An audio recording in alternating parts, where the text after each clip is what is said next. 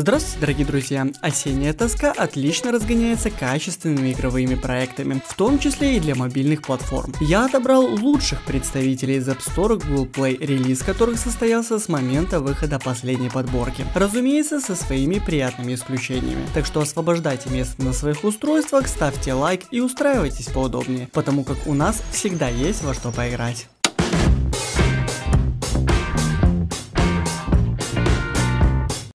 Когда выходят такие игры, как The Talos Principle, я понимаю, что у мобильного гейминга есть будущее. Вы будете играть за робота, проснувшимся в полуразрушенном лабиринте, напичканном высокотехнологичными штуками. Внутренний голос будет не только подсказывать путь следования, но и проповедовать философский контекст. Проект чем-то напоминает валовский Portal, только уже со своей уникальной спецификой и принципами взаимодействия с окружающей средой. Да, The Talos Principle — это шикарный трехмерный с большим количеством разнообразных заданий квест, к тому же полностью локализованный на русский язык. Даже закадровый голос продублирован, что на практике является приятным исключением. По большей части расстроило одно — управление. Стандартное свайповое, дико убогое. В настройках рекомендую включить виртуальный геймпад, но и с ним не все так круто. Свайпы для разворота камеры не информативны, частенько сбивается камера и приходится смотреть куда-то не туда. И еще одно фи — оптимизация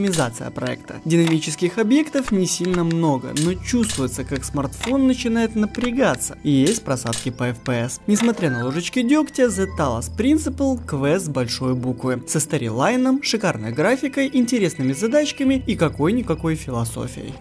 Разработчики Morphid сумели совместить трехмерную адвенчуру с экшеном от первого лица и простенькими головоломками. Все это подкреплено множественными диалогами со сценами на движке игры. Получился довольно интересный коктейль. И побродить, и пострелять, и поизучать, и даже заблудиться дадут. Действие развивается в далеком будущем, в котором люди представляют собой колонии. Будем играть за девушку, которую отправляют в различные исследовательские экспедиции на дальние планеты. Занимаемся не только поиском безделушек для магазина деда, но и для того, чтобы приоткрыть занавесу прошлого. Основная особенность игры — миры, генерируемые случайным образом. Можно как полностью акцентировать внимание на сюжетке, так и самостоятельно исследовать огромные открытые миры. Имеется куча квестов и симпатичная графика. Единственный минус, помимо ценника, отсутствие русской локализации. Все-таки знания базового английского языка для прохождения заданий пригодятся. The Witness — это первая на моей памяти, по крайней мере в мобильном сегменте, головоломка с открытым миром. По сюжету мы просыпаемся на необитаемом острове, без каких-либо четких указаний или заданий. Необходимо просто двигаться, а для этого нужно находить ответы на загадки. Разработчики припасли, внимание, более 500 головоломок, каждая из которых не может быть лишней. Мир открыт, и вы можете спокойно путешествовать в пределах промежуточных локаций, решая сложные и не очень загадки.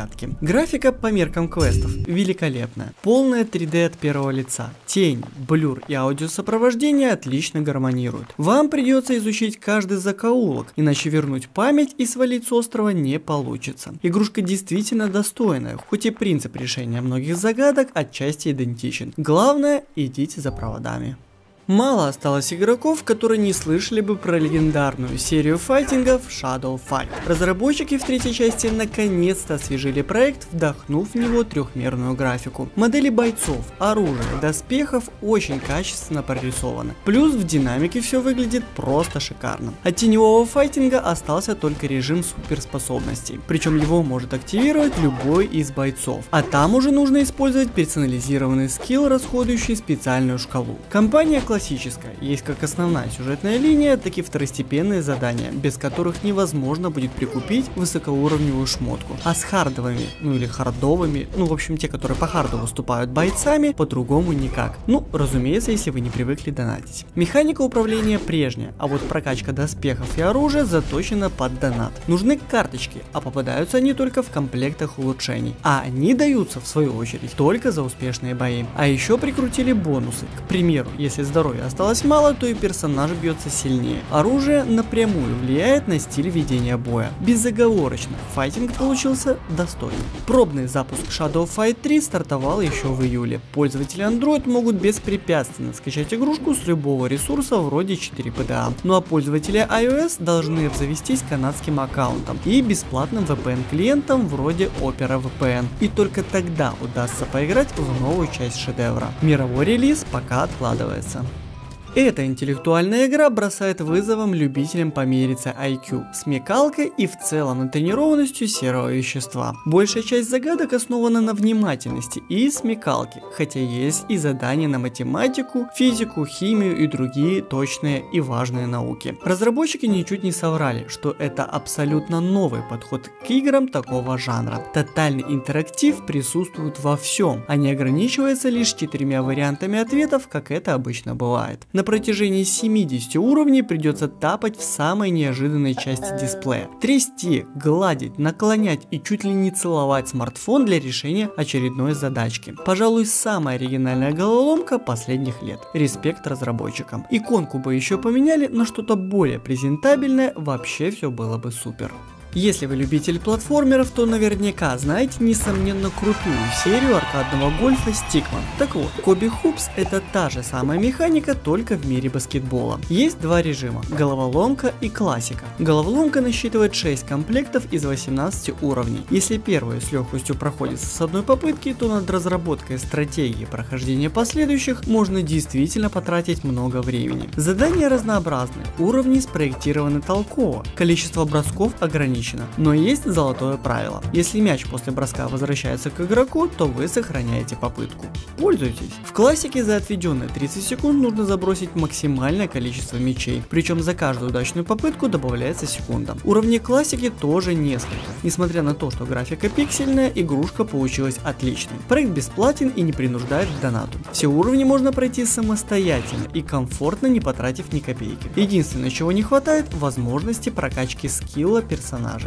Времена Alien Shooter возвращаются. Разработчики Commandos, а точнее Kick-Ass Commandos, позволят окунуться геймерам в суровый боевик с продолжительной и очень хардкорной игровой кампанией. Вид сверху, тонна разнообразных заданий, пиксельная графика, заводной саундтрек и море пушек позволят окунуться в 8-битное детство, часть из которого была посвящена Дэнди. Поучаствовать в творящемся аду можно будет за различных прокачиваемых персонажей. Плюс попутное заточение мы будем освобождать товарищей и по принципу управления, как в Badland, массово раздавать люлей, ну или получать их. Понравилась драйвовость проекта, крутая анимация и внушительная разрушаемость локаций. Commandos является достойным представителем платформеров и определенно найдет свою аудиторию, даже несмотря на платность проекта.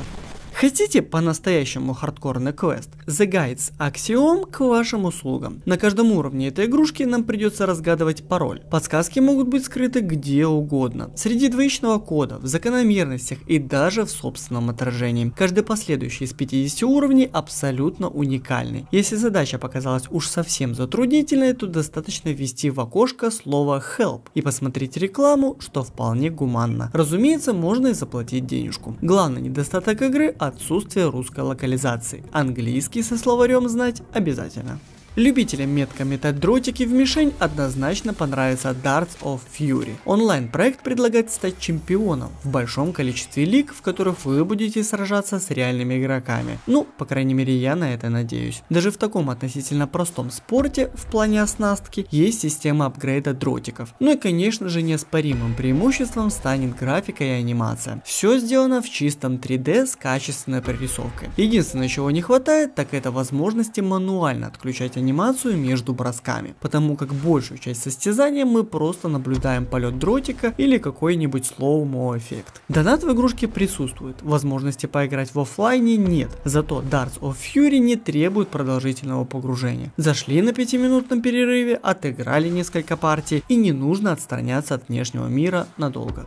Into the Dead 2, казалось бы, банальный интерактивный тир, причем в котором даже целиться не дадут. Ну чем? Чем может привлечь эта игра? Банальное любопытство в совокупности с получасовым геймингом показали, что эта игрушка невероятна, конечно, но затягивает. Первое, что привлекает, очень приятная графика и спецэффекты. Второе – драйв. Главная задача сюжетки – пробежать всю заявленную дистанцию. Персонаж слабо поворотлив, мертвецы маневрируют, бегают и поднимаются из-за высокой травы. Боезапас ограничен, хоть его и можно пополнить через ящики, разбросанные на маршруте. Да и целиться нельзя, а стрелять можно только прямо. Дополнительные бонусы полагаются за выполненные второстепенные задания, вроде убей 30 зомби или пробеги по ангару. В довесок прикрутили несколько режимов, систему прокачки, бонусные плюшки и огромный магазин. Разумеется, прилагается куча доната, куда же без него. Монетизация зашита абсолютно во всем, и без вложения средств играть на поздних уровнях нереально сложно. Несмотря на ограниченность геймплея и нездоровый ин-ап, проект вполне себе. При большем упорстве разработчиков и меньшей жадности можно было бы развить идею и сделать лучший постапокалиптический проект уходящего года.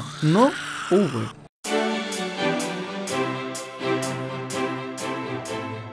На этом все. Все прямые ссылочки на скачивание соответствующих магазинов я оставил в описании, а в комментариях я хочу увидеть те игровые проекты, в которые вы на данный момент залипаете. Давайте посмотрим на пользовательские тенденции. С вами был Вадим Ищенко на канале Протек. До скорых встреч, увидимся в следующих видео. Разумеется, если подпишетесь на канал и поставите колокольчик. Пока-пока.